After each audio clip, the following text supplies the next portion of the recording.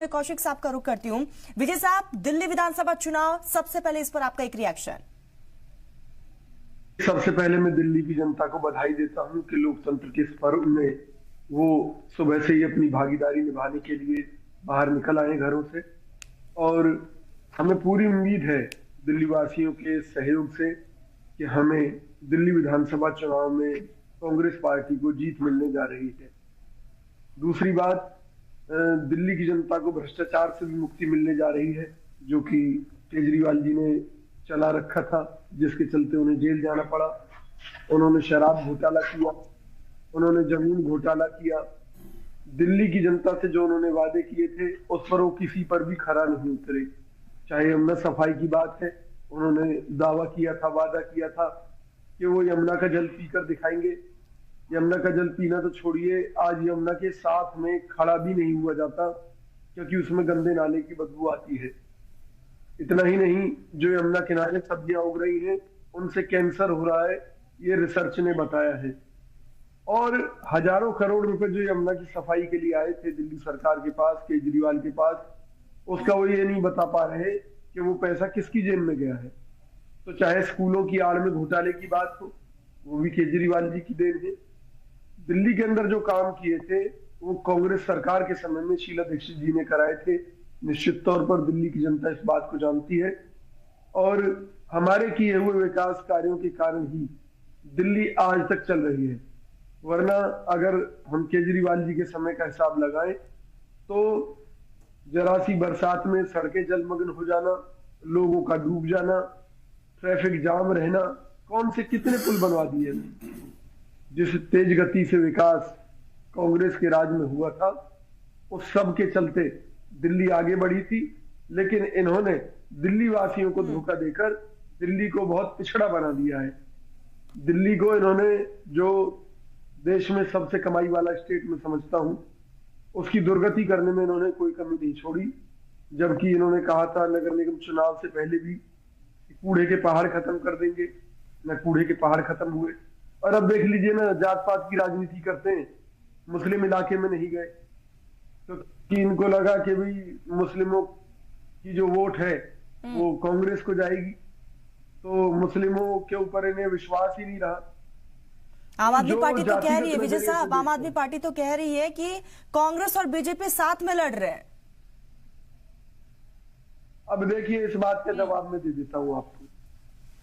ये वही केजरीवाल जी हैं जो बात बात में नरेंद्र मोदी के खिलाफ धरने पर बैठ जाया करते थे, लेकिन जब से इनकी मोदी जी के साथ सेटिंग हुई इन्होंने धरने बंद कर दिए। पहली बात, दिल्ली के अंदर शीश महल बनाया तो भाजपा की मिलीभगत से बनाया। जब ये शराब घोटाला कर रहे थे तो कांग्रेस पार्टी ने विरोध किया, लेकिन भाजपा ने वो घोटाला होने दिया। तो ये एक दूसरे से ये लोग मिले हुए हैं। आप ये देखिए, केजरीवाल कहते थे आज उनके फला विधायक के यहाँ छापा पड़ जाता था। वो कहते थे आज मेरे फला मंत्री के यहाँ छापा पड़ जाता था। जो जो नरेंद्र मोदी के खिलाफ केजरीवाल कहते थे वो हो जाता था। तो भाई ऐसी कौन सी ट्यूनिंग थी? फिर उन जगहों पर जाकर चुनाव लड़ना कांग्रेस को कमजोर करने के लिए, जहां पर आम आदमी पार्टी का कोई वजूद ही नहीं था। हरियाणा में आकर इन्होंने लड़ा चुनाव। क्यों लड़ा? बीजेपी को फायदा पहुंचाने के लिए। इसी तरीके से बहुत से स्टेटों में इन्होंने ऐसा किया है। तो निश्चित तौर पर अब केजरीवाल जी बौखला गए हैं, क्योंकि 2 बार कांग्रेस ने इन्हें प्लेट में रखकर सत्ता दे दी, इन पर रहमो करम करके। और आज कांग्रेस फिर से खड़ी हो रही है, जनता के बीच में जाकर संघर्ष कर रही है। हमारे दिल्ली प्रदेश कांग्रेस के अध्यक्ष देवेंद्र यादव जी, राहुल गांधी जी, प्रियंका गांधी जी इस चुनाव में पूरी तरह से उतरे हुए हैं। तो इससे जो है केजरीवाल जी को लग रहा है कि भाई उनका सूपड़ा साफ हो रहा है, तो उससे वो बौखलाए हुए हैं और इस तरह के झूठे आरोप हमारे ऊपर लगा रहे हैं। भाई अगर हम मिले हुए हैं तो मुझे बता दीजिए, जो संसद के अंदर राहुल गांधी जी संघर्ष कर रहे हैं, अडानी, अंबानी, ठीक है विजय साहब, जो आम आदमी पार्टी ने आरोप लगाया है वो क्या है? आऊंगी। ठीक है विजय साहब, मैं आपके पास ही आऊंगी। क्या कांग्रेस के लिए एक बड़ी चुनौती है वापस से जमीन को तलाशना? क्योंकि जो खोई हुई जमीन है उसको तलाशना एक कांग्रेस के लिए बड़ी चुनौती साफ तौर पर देखने को मिल रहा है। देखिए, हमारे लिए खोई हुई जमीन को तलाशना कोई बड़ी चीज नहीं थी। हम्म। जब हम अपना अधिकार, अपना हक किसी दूसरे को प्लेट में सजा कर दे देंगे तो वो हमारी गलती है, इसमें कोई शक नहीं है कि केजरीवाल जी की पहली सरकार भी कांग्रेस पार्टी हाईकमान के निर्देश अनुसार उनको समर्थन देने के कारण बनी, जिसको कि हमारे पार्टी के दिल्ली के नेता भी मानते हैं, संदीप दीक्षित जी और अन्य नेता भी, कि भूल थी। और उस भूल के परिणाम स्वरूप पिछले चुनाव में भी एक इनडायरेक्ट समर्थन हमारी सर, पार्टी चुनौती का इसीलिए कह रहे रहा। कांग्रेस के लिए क्योंकि 2020 में भी खाता नहीं खुला था, शून्य पर थे। नहीं, यही तो मैं कह रहा हूं ना जी, पिछली बार भी पार्टी हाईकमान का कहीं ना कहीं एक इशारा था, जिसके चलते आम आदमी पार्टी की अनजाने में ही स्पोर्ट हुई। और अब जब पार्टी हाईकमान ने पिछले कुछ समय से देखा कि केजरीवाल कहने को तो हमारे साथ हैं, लेकिन बीजेपी की बी टीम बनकर कांग्रेस को नुकसान पहुंचाने का काम कर रहे हैं, पहली बात। दूसरी बात, कांग्रेस के समर्थन की आड़ लेकर दिल्ली को लूटने का काम कर रहे हैं, तो पार्टी ने निर्णय लिया कि ऐसा व्यक्ति जो कि देश हित में कतई नहीं है, जो पंजाब के अंदर सरकार बनाने के लिए खालिस्तानियों से समझौता कर लेता है और दिल्ली की जनता के साथ धोखे पर धोखे करता है, तो ऐसे व्यक्ति को सत्ता में बने रहने का कोई हक नहीं है।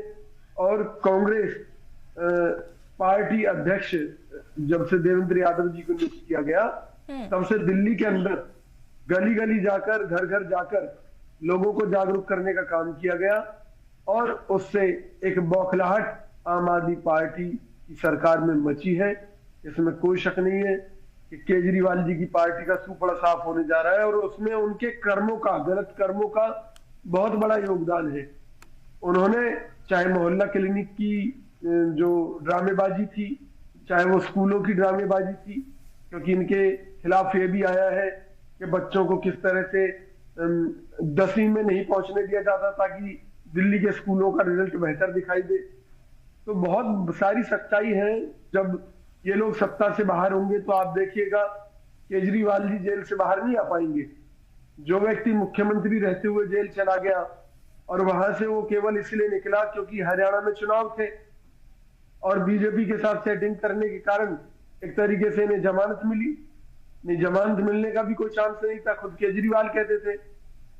तो ये जो सारी चीजें हैं, इसके चलते जनता भी समझदार है, आम आदमी पार्टी के वर्करों में भगदड़ है, वो कांग्रेस की तरफ आ रहे हैं, कुछ बीजेपी की तरफ भाग रहे हैं, अलग मुद्दा है। लेकिन हमारे ही रहमो करम के कारण 10 साल केजरीवाल सत्ता में रहे हैं और इन्होंने किसी वादे को पूरा ना करके दिल्ली को जो लूटने का काम किया है, उसकी पाई पाई का हिसाब कांग्रेस इनसे लेगी।